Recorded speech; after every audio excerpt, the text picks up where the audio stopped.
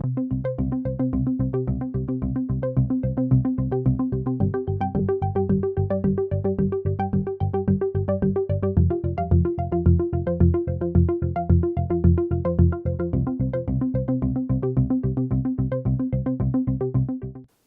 hello.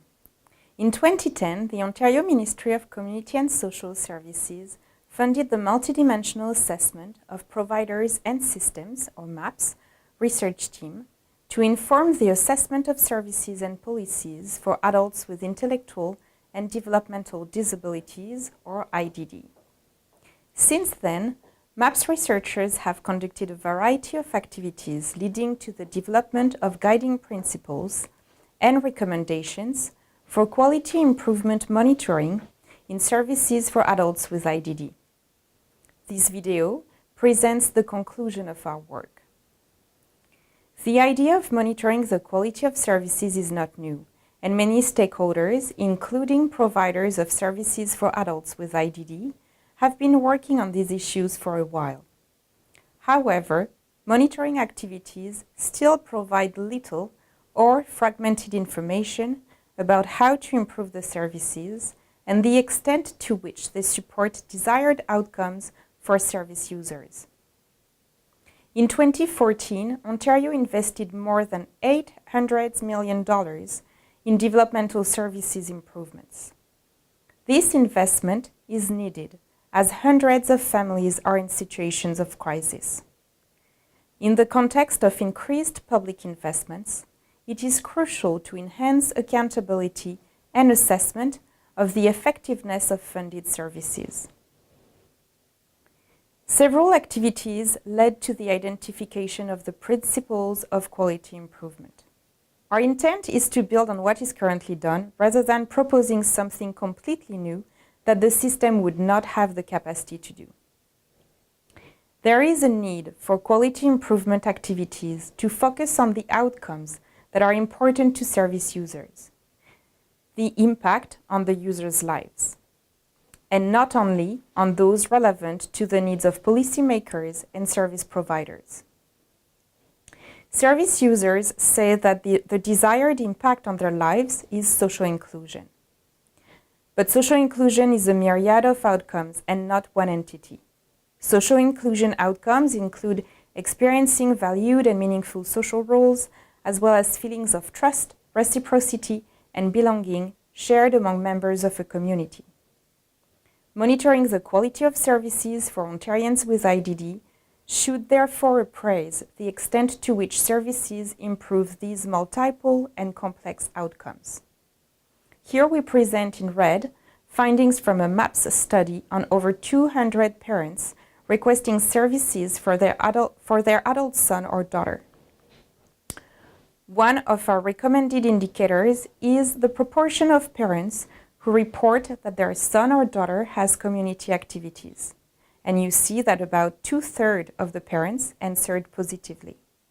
Another proposed indicator is the percentage of parents reporting that their son or daughter has friends other than paid staff and family members.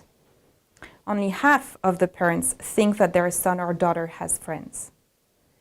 These numbers illustrate sad stories of social isolation, but they gain further meaning when compared to what happens in other jurisdictions. These indicators are taken from the national core indicators and thus allow for comparisons with US states. Standardizing data collection in Ontario would allow for similar comparisons across regions, which is not currently possible. Focus should be on personal outcomes, but it is also important to collect information on areas where the developmental services system can act, the organizational outputs and the system-level strategies.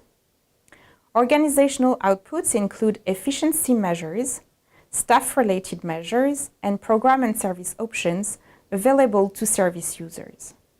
System-level strategies to improve the social inclusion of adults with IDD include legislation and policy, community-based and person-centered services, anti-stigma and anti-discrimination initiatives, and system monitoring. For example, data is currently collected on the number of persons requesting services, waiting times, the type of services they request and receive. From a study on about 200 parents requesting services, we found that only 19% of them received services within 6 months. The type of services provided depends more on the availability of services than the support needs perceived by persons with IDD and their families.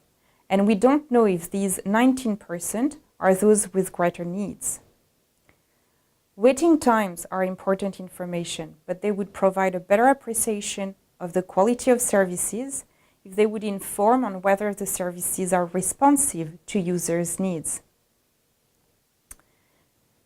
Because of the diverse systems in which they belong, stakeholders' perspectives on the quality of services and the priorities for action are likely to differ. This is an example from the Quality Cube. The same questions were asked to staff members and family members on their satisfaction towards the supports offered, and their opinions differ. It is therefore important that all points of view are considered to support decision-making when planning service quality improvement. Stakeholders must also develop a management information system that allows for the collection, analysis, and reporting of meaningful, actionable, timely, and useful data from various perspectives. These findings from the survey of recipients of the Ontario Disability Support Program demonstrate that persons with IDD have limited productivity experiences, and volunteering is the most frequent experience. But these overall measures don't tell an accurate story. Although 40% of the respondents indicated that they had, at some point in their life, work experiences at minimum wage or more, we know that the vast majority did not keep their job for long. Therefore, job tenure would be a better indicator for success in connecting people with IDD to the workforce. This and other indicators, such as wage levels, should be tracked over time and compared with local and international benchmarks. Continuous quality improvement requires that stakeholders engage in a cycle of ongoing data collection and analysis to develop knowledge about actions needed to improve the quality of the services.